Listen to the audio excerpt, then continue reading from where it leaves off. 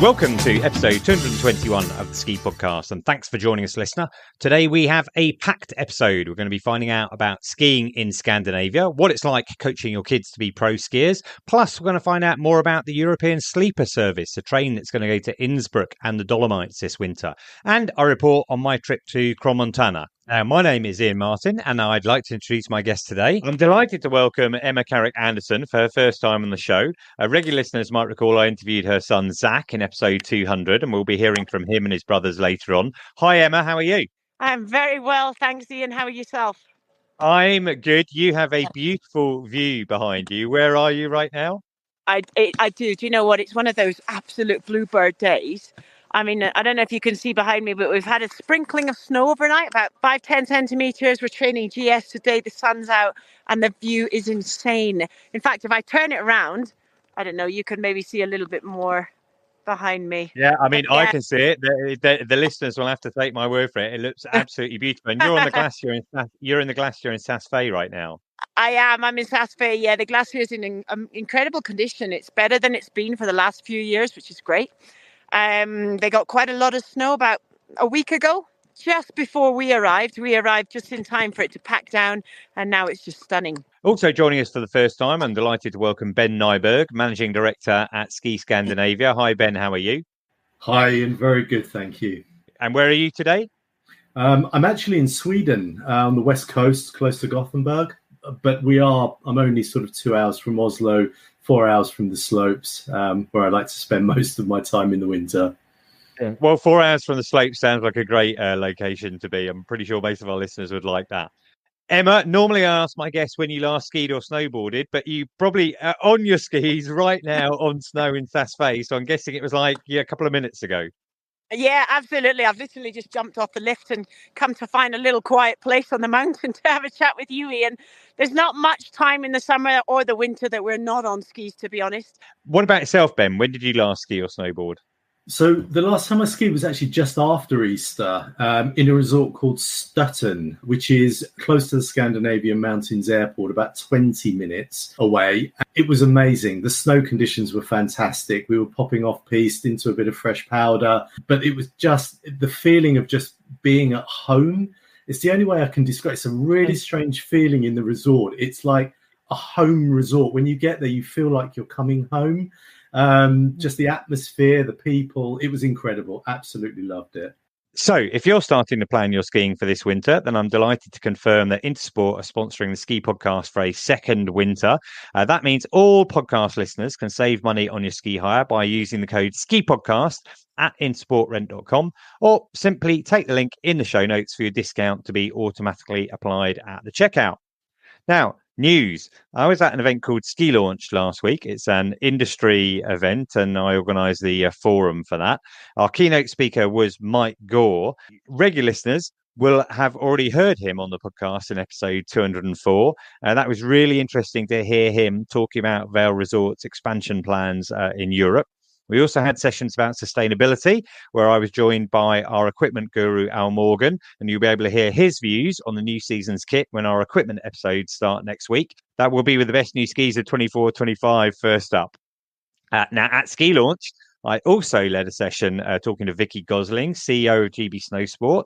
There's no recording of that, but I did interview her earlier this summer as part of my Women in Snowsport series, and you can look out for that conversation going live in a couple of weeks' time.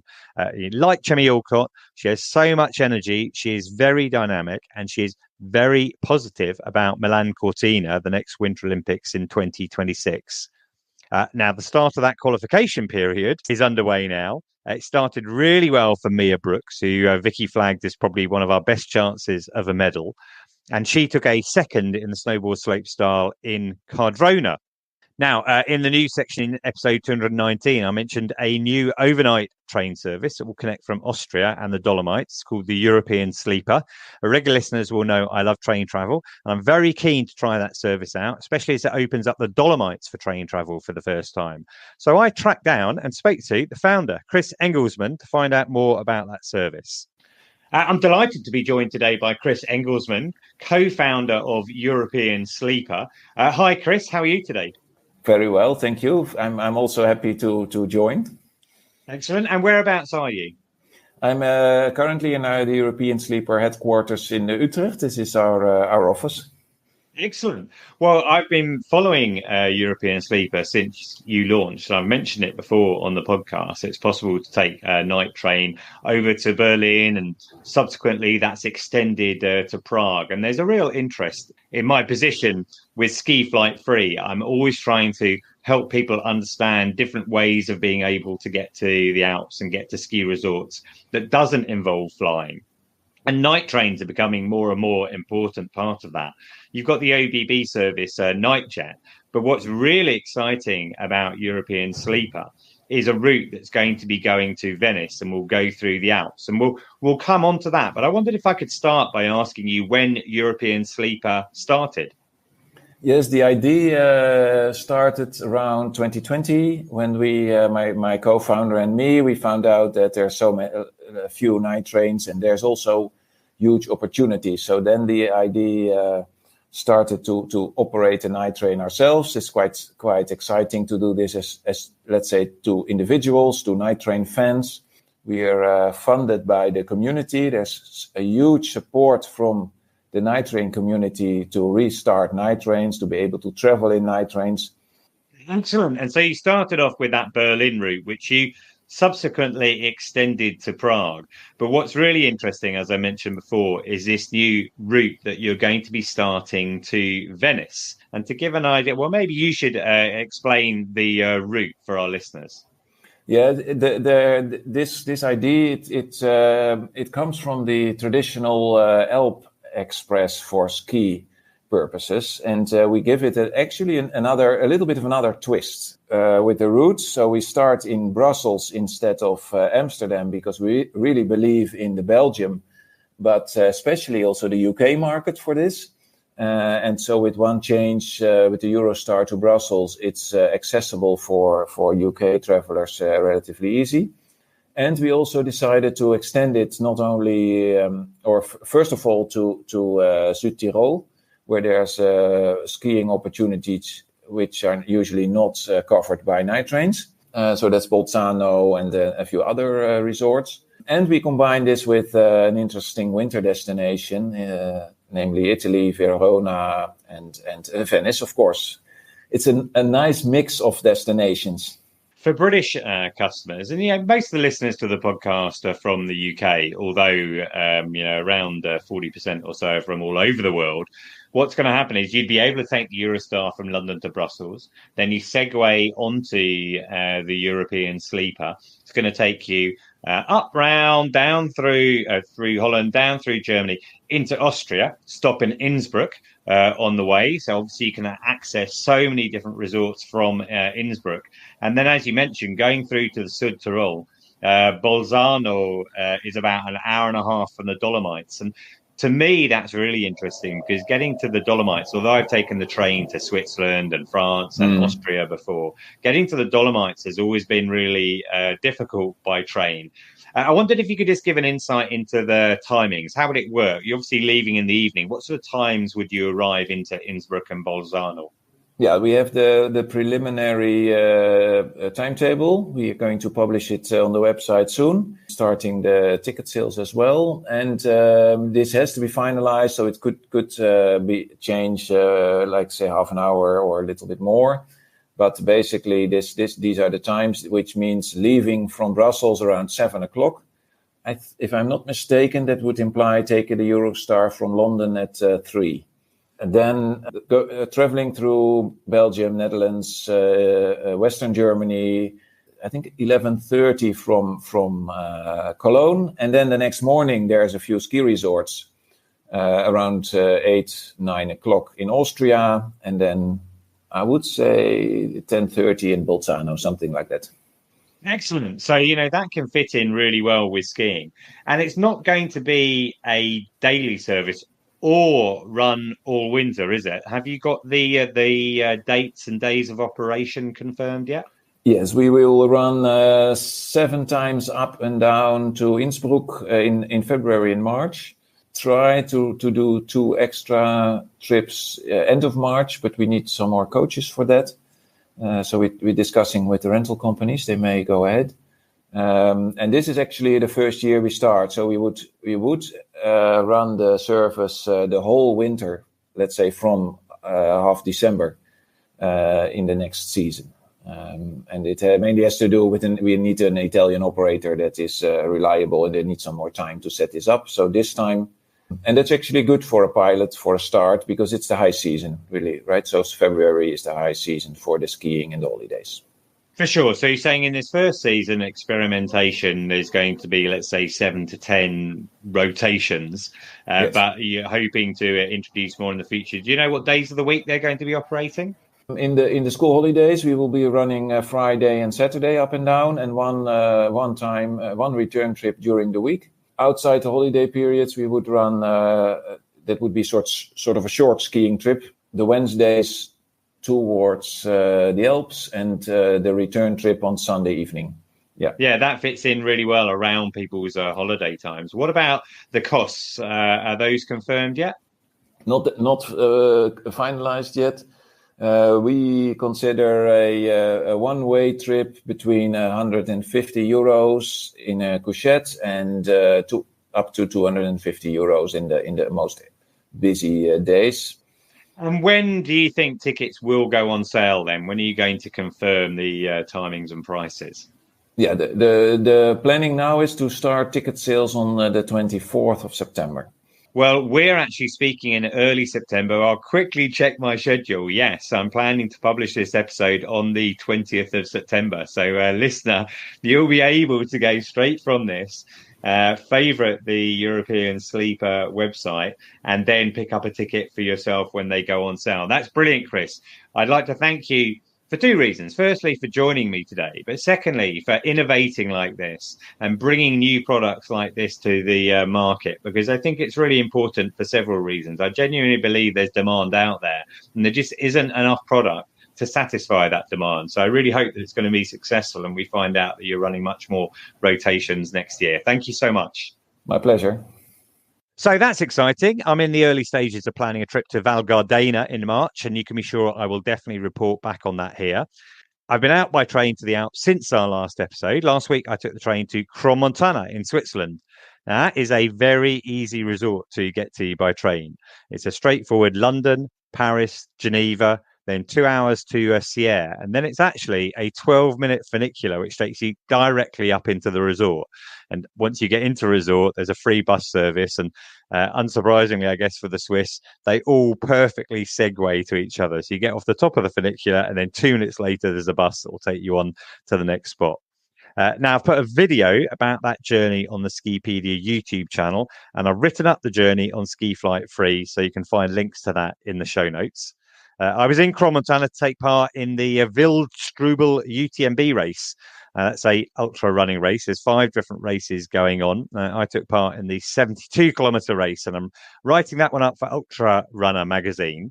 But this is a ski podcast, so I'm not going to go into that in any detail, but I'll put a link to the video in the show notes. What I will do is just give you now a little taste of the Swiss Alps with this clip I recorded of some of the locals.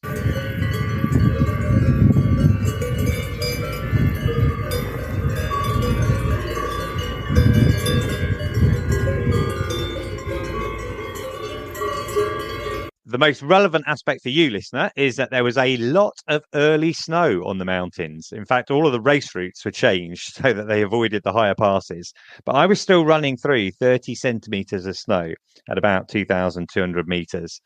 Now, we all know September snow doesn't tend to stick around, but it's still very exciting to see the hills white again.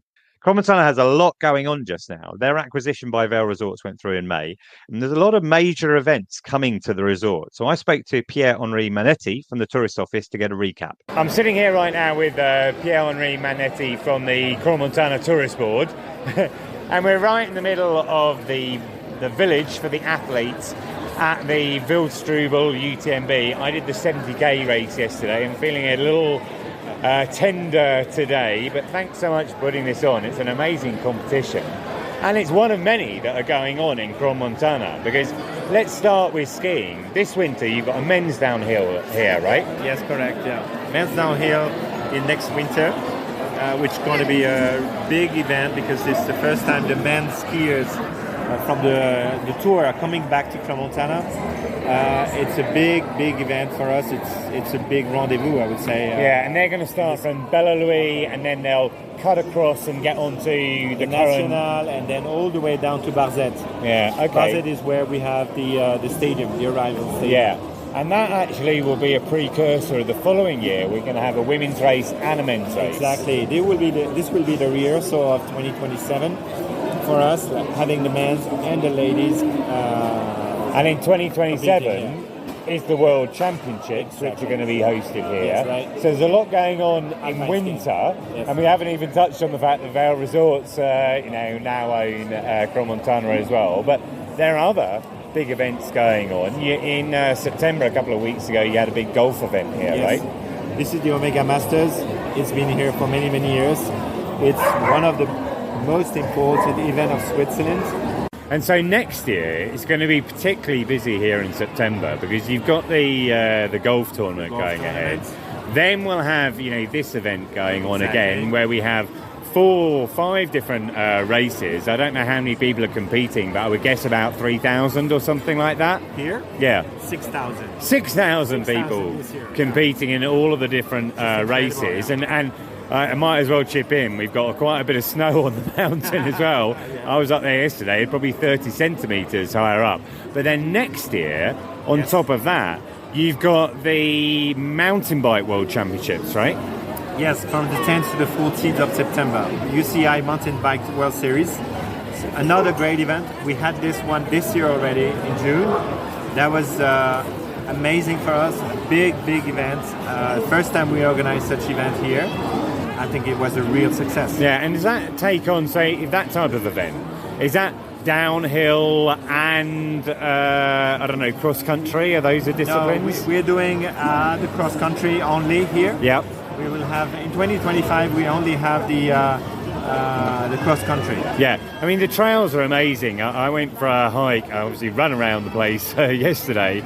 But before that, we went up, and a lot of mountain bikers up there. In winter, you've got a really good ski touring network here. One of the largest one in this region of the world. Yeah, and my wife is up walking today, and there's so many trails. You've got different maps for all of them. Clearly, by the end of the Mountain Bike World Championships, you'll probably need a holiday. Yeah, well, it's busy year-round, so we have to keep on working. I mean, these events are coming up. It's organized by other people, different teams. It's certainly going to be very interesting, following all of that, all the different events you're doing, and seeing in the first winter of operating with Vail Resorts as well, what kind of a difference that's going to make. That's brilliant, Pierre Henri. Thank you so much. Thank you very much. Right, I'd like to come back to you, Emma, if that's okay. Listeners will recognise your surname, I guess, for several reasons. I mean, I mentioned before I interviewed your son, Zak, earlier this year, and you have 3 boys all racing Europa Cup this winter. Now, you're out there right now because you're their coach, right? I am. I'm one of their coaches, along with my husband and their dad, Phil Smith. Yeah, we've actually coached the boys since they were really young, probably since they were sort of 7 or 8. Obviously, at that time, it was just a lot of fun. It's still a lot of fun, but it changes as you get older. It gets a little bit more serious. But we've been really lucky to have been able to take this journey so far. And it is quite some journey we're on. For sure. And on your camp there in Saas Fee, it's not just your boys. You've got a couple of other racers with you as well? Yes, we work very closely with the Butler family as well. So Molly and Matty Butler. Matty's a little bit younger. He's just coming into FIS, but Molly is also coming into the Europa Cup season, her first season. And she has trained with us as well as Matty since they were 7 or 8 as well. So we're kind of 2 families that work very closely together. It becomes a little bit more complicated now as we move into the next stage, into the Europa Cup circuit. That definitely throws a few more challenges at us. It's not impossible, but we certainly will be looking at having to bring some more people in the near future. The logistics must already be super complicated because, I mentioned you got 3 boys. So Zak and Freddie are your twins. And then Luca, also on the Europa Cup circuit, all racing and training in different places, as we'll find out. But I wondered if I could just take you back slightly, because some of our listeners will be aware that you were a top level racer yourself, and you took part in 4 Olympic Games. So you had 3 top 20 results there. How did you get into racing? Wow. Well, I started skiing, luckily, when I was 2, up in the Cairngorms. My family were very into skiing, so I was quite lucky. I got thrown in then, and I just loved it. I remember being about 6 years old and watching David Ryding on Ski Sunday, commentating and presenting, and then watching all the races. And I thought, that's what I want to do. And I was lucky to follow my dreams. I went to school in Austria, then was at my first Olympics when I was 16. So I guess you could say it's very much in the blood. And although we didn't intentionally, I think, create 3 ski racers, maybe there was a little bit of that magic in there right from the beginning, and those seeds were planted when they were young, and they love it, which is great. Yeah, well, I was going to come back to the boys, but let's just think about the Olympics. I kind of forgotten, or I missed, that you were only 16, because those first Olympics were Albertville, right? Yes, they were. They were Albertville. Yeah, I was just 16, so I was just going there for a blast. And but you got some brilliant results there, right? Yeah, I did. I guess I had no expectations, and that was really nice. When you haven't got the expectations, you ski very freely. And then as you get older, you put more pressure on yourself, and you maybe feel more pressure from around about you. And I think nowadays there's more awareness of that. I know that we're certainly bringing in people to help the boys to make sure that as they go through their careers, they hopefully can stay away from feeling that so much of the pressure, or if they do feel it, at least having the tools to deal with it. It's such an important part of it. The mental game of ski racing is massive. For sure. I mean, I think there are many examples of that, and sometimes being the underdog can help. In fact, I interviewed Dave Ryding again earlier this year, and I was kind of talking to him about how he does particularly well on the second run charging. And he almost says when he's, if he's not in the top 8, he doesn't feel that pressure in the second run and can really deliver much more. Well, that's absolutely spot on. And I know exactly that feeling. Most of my best results actually were when I was not leading or when I was not right up at the top. I completely know that. It's easier to be the chaser rather than to be chased. But, if you're going to go all the way and you're going to be a real champion, you have to learn to deal with leading after that first run. Our boys, obviously they're still young, but they've had their share of leading first runs and sort of having to deal with that. So I think they get better and better. Yeah, having said that, I mean, Zak, when he won his first medal in Korea, he was in 25th or whatever after that Super G because he had a big mistake. He was really disappointed. And I remember we went up to inspect the slalom run, and I said to him, Zak, this course suits you perfectly. The conditions are going to chop up. You're going one of the first. Everything's there to play with. And obviously, the proof is in the pudding. He came home with that first gold. I mean, thinking about big events like that. So you went to Albertville, then Lillehammer, Nagano, and Salt Lake City. Did you have a favourite of those Olympic experiences? Oh, I think they're all special in their own right. I mean, Olympics are incredible. Of course, there's no experience like an Olympic Games. To be honest, there's so much hype on the Olympics, and it comes around once in every 4 years. And there are only 3 medalists. For me, when the World Cup guys now, when they're coming top 10, top 15 in those Olympics, to me, that's like having a medal, because the chance on that one day that you're going to be able to put it all together is seriously tough. So for me, I'm a bit more interested in the World Cup, to be honest, because I think that is where, when you watch Dave, well, Billy and Laurie, but particularly Dave this last season, he was just insanely good, just so consistent and so consistently up there with the best. And I think that's pretty special. For sure. I'll put a link into the show notes so listeners can have a listen to my interview with Dave. I have to ask you a question about Salt Lake in 2002. I've spoken about this on the podcast before with Lesley McKenna when she was on, and Chemi Alcott when she was on. But I'm thinking you were probably, with Alain Baxter when he won his bronze and had it taken away. What are your memories of that? Oh, I mean, that was just something that sticks with you forever. And it was super tough. I mean, we were such a tight-knit team. I had trained with Alain since we were about 6 or 7 as well. We'd been together for a long, long time. And I actually remember sitting there with Alain, and I knew he had this inhaler that he'd always taken. And we were sitting in the room just a couple of days before his bronze. And he said, I've lost it. I've got to go and buy another one. So he went off to the pharmacy and he came back with another one, but it was obviously not quite the same one. So he had the original one tested, I mean, it was gutting. None of us could believe it, to be honest. I mean, it's kind of awful. I guess if listeners aren't familiar with that, I mean, Emma's basically explained it, but, there's a list of prescribed items that you can't take. Alan bought exactly the same inhaler that he normally used, but in the States, it had a different set of ingredients, let's say. And unfortunately, he tested positive for something that he wasn't allowed to take, and they had that medal taken away. And, that changed history. Fortunately, since then, Britain has won medals at the Olympics, but still nothing in the Alpine event. I think, unfortunately, Alan was they wanted to really make a big deal of it, didn't they? Make sure that just didn't happen in ski racing again. It was trace amounts that were found in Alan's situation, and it wouldn't have made any difference. So it was a ridiculous case. It's absolutely gutting, and we all know that Alan won that bronze. Yeah, such a shame. Well, I mean, we know, and from your personal experience, that racing the circuit is tough. You got the logistics. You got to get from country to country. You mentioned Korea already. You're in Switzerland at the moment. When the boys were young, and you were skiing with them, you kind of alluded to it before. But did you always kind of sense that you and Phil that they were going to turn out to be racers? Did they have a choice in it? Oh, they've always got a choice, and we always ask them. I think we probably have this conversation every 6 months or so, just to make sure they're happy with what they're doing. Is there anything they want to change? Make sure they're happy with the situation. But when they were young, it was just fun. I mean, we had so much fun. We just skied. We didn't really train in gates. We just free skied. And we lived in Teen, which is up at 2,000 plus meters. So there was pretty much always snow. And we skied off-piste, we skied bumps. We skied through the trees. We just had a blast.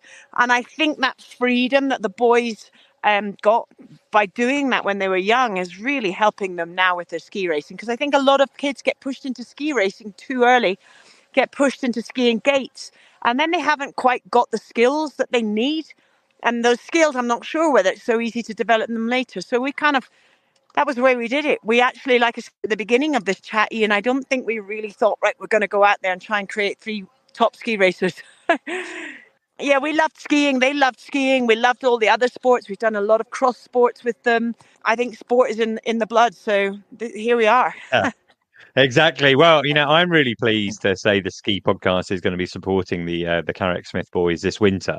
And, we know from those conversations with Dave Ryding, with Vicky Gosling and everyone in Alpine that funding is a constant challenge. So my contribution isn't going to change the world, but hopefully it'll help a little bit. And the good news is that we're going to have a few updates from the boys during the winter. So let's have a listen to what they've been up to in the last month or so. Hello, everyone. It's Zak Carrick-Smith here. And it's Freddie Carrick-Smith. This is the first of our updates for the Ski Podcast this winter. We're both really looking forward to sharing our progress with you guys through the pre-season and through this 24-25 season. I'm going to pass you on to Freddie, and he's going to give you a rundown of what we've been up to. Well, we meant to come to Saas Fee, but the road was closed because of a landslide. So we went to Stelvio for 3 days, which was incredible. Really good snow, so we're really happy with that. And then we came straight to Saas Fee, and I'll pass you on to Zak for that one. So far, Saas Fee has been unbelievable. We've had 5, actually, great days. 1 day, a little bit snowy, but that's what it's all about. And then 2, 3 Bluebird days. Couldn't ask for much more. We're going on to our last 2 days of skiing now. So far, a pretty amazing camp. I'm going to pass you on to Freddie, and he's going to just tell you guys what we're doing after this, going into October and November. We're leaving here in 2 days. We're going to have a month's break, get our fitness levels up, and then we'll head to Sweden for 3 weeks, I think, which should be amazing because we've never been to Sweden yet. So we're all looking forward to that. And we'll kick off the season there. Back to Zak. Also, looking into October, we might come back to Saas Fee if the conditions are looking good. Maybe get a good week or so of training through October so we don't miss too much. You will hear more from us next month. And thank you for listening. And one last thing, Freddie just wanted to say a massive thank you to the Ski Podcast for having us. We really appreciate it. Thanks so much. Thank you so much for the Ski Podcast for their support. See you guys next month. Hey everyone, it's Luke Carrick-Smith. So excited to be partnering with the Ski Podcast for the upcoming season. Had a great summer of training in Norway for a month, which was always incredible. Spent 6 weeks up there training, 4 weeks in Fonna, and then we went over to Jyväs for another 2 weeks, which was also good. And then I spent a month training in New Zealand, which was great. Hell of a flight to get there and back, but had great training. They didn't have that much snow this year, but overall the training was great. It was rock solid most of the time. Very little snow, but still great. Towards the end, I had a bit of an injury, so I had to fly home 2 weeks early and have just had 3 weeks off training. But now I'm back in Salzburg in Austria for pre-season training and trying to get this ankle back to a good level of fitness. I'm planning to be back on snow in about 10 days' time. I'm heading to Pierre in Belgium, which is an indoor dome, which is injected, so great training for ice, and get 10 days back on snow. In November, we're heading up to Sweden for 2 weeks, training in Kapdalis or Storklinten, which is great training and always injected. So getting used to the ice, getting used to the new winter snow and see how it goes. And if everything goes to plan, head over to Levy for the first Europa Cups, get a few races up there. Thank you so much for listening in. We'll keep you updated. So that's brilliant, Emma. Thanks so much for spending your time today. I'll let you get back on the hill and let's see, what is it, 11:30 in Saas Fee? You're probably about to wrap up for the day, are you? Because you start really early, don't you? What time do you get on the mountain? We get on the lift about 6:30. So we're pretty much wrapping up. I'm just looking across to see if the guys are done, actually. But yeah, we've had a good 10 runs or so. We normally try to get 8 to 12 runs in at this time of year. And as we get towards the season, it just gets a little bit less and less. But yeah, it's been a great few days up here. So Iain, thank you so much for your support. We really appreciate it. If that's okay, I'd like to move on to Ben now. Ben, it's great to have you on the show. You are the founder of Ski Scandinavia. I really wanted to have you on the show because we've been doing a lot more coverage of Scandinavia, I guess particularly Norway in the last year. We featured Trysil in episode 209. And I just think there's increasing interest in Scandinavia in the UK market. Part of that is really because of, I don't know if you call it a hedge against climate change, but it does seem that snow is very reliable in Norway. Do you have thoughts on that at all?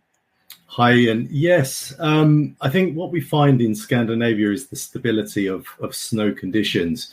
The reliability has been there for day dot. We've been operating for over 20 years and snow is one thing that is an absolute given. So the snow season is very long and very, very reliable. And I think as well, this winter, there's a new direct weekly flight from Heathrow to Scandinavian Mountain Airport. Exactly. So complementing our charters that operate sort of for half term and Easter weeks, SAS operates a flight from London Heathrow, indeed, to Scandinavian Mountain Airport. That actually starts on the 2nd of February and runs until the end of March. It's not the full season, but it's by far the majority of it. For families who are thinking about half term, and in terms of the season itself, it's going to cover about 6 weeks, is that right? It is about that, yeah. And obviously our charter supplements that to take it all the way through to Easter. When Bex went to Trysil, and is that pronunciation correct? The pronunciation is absolutely perfect. Okay, when she went there, she flew into Scandinavian's Mountain Airport, and she's saying the transfer was pretty short. But in terms of the resorts near there, and here's my next attempt at pronunciation, Hundfjellet. Not bad at all. Hundfjellet. Okay, Hundfjellet. That might be the shortest transfer in the world because I think it's only 10 minutes. Is that right? Well, we drove it in 9 minutes, and I have to add at the speed limit as well. So 9 minutes. We've been searching around to try and find a shorter airport transfer for a ski resort, and we think there's one, but it's a private airport that only accepts very small aircraft. From a commercial perspective, I believe it's the world's shortest transfer. I mean, you could, notionally fly into the Altiport in Courchevel and you could be at your hotel in less than that. Although, to be honest with you, most of the hotels are a bit further down into the village. So it would still take you more than 9 minutes. But okay, so it's very near. And Hundfjellet, what kind of resort is it then? Who would that be suitable for? You can generalize the Scandinavian resort sort of into one and sort of say that, and Hundfjellet's no exception. it is pretty much for everybody. I think the terrain, the slopes, the accommodation, the resort as a whole lends itself really, really well to a very diverse, broad type of skier. It'll be remiss of me to say it would be superb for the extreme skier who's looking for off-piste. It's not that, but there is a range of slopes from green, blue, red, black, challenging, steep challenging slopes for those that want them, but really good beginner areas for those as well. So I think if you're a family or if you're a group or if you're a couple where you want to experience a broad range of slopes, then it's perfect. But I think the absolute key is the snow. And it's probably, we've worked it out, what is the unique points of Scandinavia, and Hundfjellet especially the same.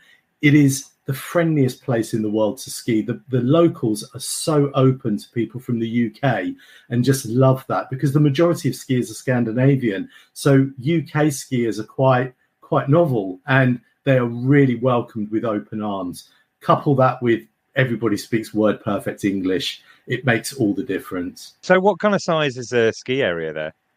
So it's quite interesting with Sälen, and this is something quite important. So Hundfjellet is part of a larger ski area under one lift pass, which is, the Ski Star Sälen area. And it's in fact top 10 biggest ski areas for skier days in the world, as per the RM Ski Report. It's actually quite big. It's over 100 pistes. The lift system there is incredible. And the wider region there is about 250 slopes, 167 lifts, and 226 kilometers of piste. It's actually quite big when you look at it in terms of scale. And Hundfjellet is part of that region. So you've got access to Tondedalen. So the Sälen ski area is linked with, you've got Hundfjellet, Tondedalen, Lindvallen and Herfjell Centre, and it's all accessible on that one lift pass. So when you look at Hundfjellet in itself, it's a good size area added to a much broader area. And those other resorts that you mentioned that are all included on that lift pass, they're all kind of grouped under Sälen or Salen. What kind of distance are they apart? Would you need to have a car, or they're like navettes buses that run between them? So if you like, the area there it's 4 resorts, let's say. Hundfjellet, Tondedalen, Lindvallen and Herfjell Centre. Hundfjellet and Tondedalen are linked by ski lift, so that's very easy. And then to get around the mountain to get to Lindvallen and Herfjell Centre, it's a very short 10-minute bus ride, which is free, a regular bus service. I think they're actually electric buses that run between all the destinations. So it's completely connected. The airport itself is almost on the border between Norway and Sweden, right? So just on the other side of the border, you've got Hemsedal in Norway. And you mentioned you used to live there when you saw the snow in June. What's Hemsedal like? That's right. So Hemsedal is stunning. It's very, very different terrain. It's known as the Scandinavian Alps. The terrain is very rugged, bigger. You've got a big mountain feel with lots of bigger mountains around you. So you really do feel like you're in the Alps. It's 3 hours by transfer. So the transfer is slightly longer from Oslo to get to Hemsedal, which means that for me personally, or as a business even, we recommend families with slightly older children who don't mind the longer journey. And it's a beautiful journey. The route is very scenic. It's absolutely stunning all the way along. Hemsedal has the highest pisted point in Scandinavia, which is at around 1,450 meters. And also the longest green run, which is 6 kilometers, that takes you from top to bottom. So that gives you that kind of accessibility. So when you're going on a ski holiday, you can actually, as a beginner, after a few days, you can get up to those peaks, to those tops, and have that whole total alpine experience, even though you may not be a hardened skier. And I think probably one of the huge plus points, if you're an advanced skier and you like your off-piste, then you have to go to Hemsedal. The off-piste is epic. I've skied the terrain, and 12 years living in the resort, I didn't get bored once of skiing in the mountains. It's 21 lifts, 52 slopes, and then you've got the most amazing off-piste as your playground. It's fantastic. I like the idea of off-piste. It's a shorter vertical drop in Scandinavia, isn't it? I think you said the top point there was about 1,400, and what's it going down to? There's a 600-meter vertical drop from the highest point to the to sort of down to the base area. That's great, Ben. That's really interesting. And I think a lot of our listeners are going to be exploring either Norway or Sweden. And maybe we could have you back down the track to talk about some of the other resorts in Scandinavia as well. That would be absolutely my pleasure, Ian. Many thanks. I enjoy all feedback about the show. I'd like to know what you think, especially about our features. So please contact me on social at Ski Podcast or by email, theskipodcast@gmail.com. AD on Spotify said, great pod, Ian. Thanks for keeping this going over the summer when most other ski-related podcasts stop. Roll on the autumn. Well, we're in the autumn now, so hopefully now you're getting excited about the winter. Camilla sent me an email saying, you're brilliant at drawing people out with great questions, creating really enjoyable podcasts. Thank you, Camilla. And Mark Wakeling on Instagram said, I really enjoyed the Chemi Alcott interview. That was episode 220. From an early age, she just wouldn't take no for an answer. Her infectious enthusiasm is inspiring. I agree with you there. And also, I was really excited to be contacted by Jim Duncombe, co-founder of the podcast with me 7 years ago. He said, I was listening to the podcast the other day while hiking up a mountain. And you were talking about where to get secondhand skis. At the beginning of the season, a lot of resorts organise braderie, where the local shops pool ex-hire or last season's kit to sell in one convenient place. Another great option is shops like Troksport, which sell secondhand skis on behalf of individuals, and there are loads of small shops like this. And I'll put links into the show notes, and always good to hear from you, Jim. Now, there are now 226 episodes of the Ski Podcast to catch up with, and 121 of those were listened to in the last week. You can do that too. There's so much to listen to in our previous episodes. Just go to skipodcast.com, search around the tags and categories, and you're bound to find something of interest. In the last week, 60% of our listeners were in the UK, 11% were in the States, and everyone else was spread as far and wide as Turkey, Greenland, and Mexico. Now, if you like the podcast, there are 3 things you can do to help. Follow us. Just look for that button now and press it. Give us a review or leave us a comment on Apple Podcasts or Spotify. And book your ski hire with Intersport Rent using the code Ski Podcast, or take the link in the show notes. Now, you can follow me at Skipedia and the podcast at the Ski Podcast. I'd like to thank my guests today, Emma and Ben. Thank you very much, Ian. Thank you, Ian. Thanks very much. And finally, listener, thank you for joining us wherever in the world you're listening right now. And until next time, goodbye.